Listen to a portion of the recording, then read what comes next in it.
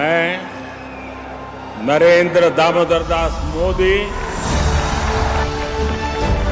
ईश्वर की शपथ लेता हूं कि मैं विधि द्वारा स्थापित मैं নরেন্দ্র দামোদর দাস মোদি রাষ্ট্রপতির কথায় তাল মিলিয়ে নিজের নাম উচ্চারণের সাথে ইতিহাসের পাতায় নাম লিখলেন প্রধানমন্ত্রী নরেন্দ্র মোদি। দেশের প্রথম প্রধানমন্ত্রী পণ্ডিত জওহরলাল নেহরুর পর এই প্রথম কোনো প্রধানমন্ত্রী পরপর তিনবারের মতো নির্বাচিত হয়েছেন। মোদির মন্ত্রিসভার রবিবার মোট ৭২ জন মন্ত্রী শপথ গ্রহণ করেন।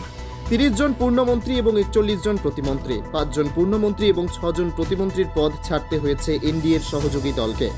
৩০ জন পূর্ণমন্ত্রীর মধ্যে বিজেপির ২৫ জন। তবে এর মধ্যে এমন মন্ত্রীও রয়েছেন যিনি অষ্টাদশ লোকসভা নির্বাচনে হেরেছেন। পাঞ্জাবের রবনীত সিং বিট্টুকে মোদির তৃতীয় পর্বে মন্ত্রী করা হয়েছে, কিন্তু পাঞ্জাবের লুধিয়ানা থেকে বিট্টু ২০,৯৪২ ভোটে হেরেছে কংগ্রেস প্রার্থী অমরিন্দর সিং রাজার কাছে। তারপরেও বিট্টুকে মন্ত্রী করা হয়েছে মোদির ক্যাবিনেটে।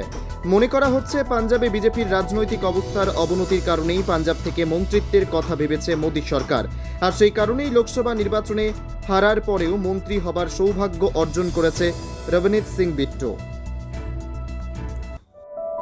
আধুনিক চিকিৎসা ব্যবস্থার প্রধান সোপান নির্ভুল ডায়াগনস্টিক সেন্টার। বিশালগড়ে এই প্রথমবারের মতো ইকোকার্ডিওগ্রাফি, তারই সাথে ultrasonography, digital X-ray, dental X-ray এবং সব ধরনের রক্ত পরীক্ষা, তাও আবার একই ছাদের তলায়। শুধু তাই নয়, রাজ্য ও দেশের প্রখ্যাত বিশেষজ্ঞ চিকিৎসকদের সমাহারে এক উন্নত doctors chamber. Suraksha diagnostic centre, opposite of new town hall, near Bishalgarh sub division hospital, Bishalgarh, Sepahijala, Tripura.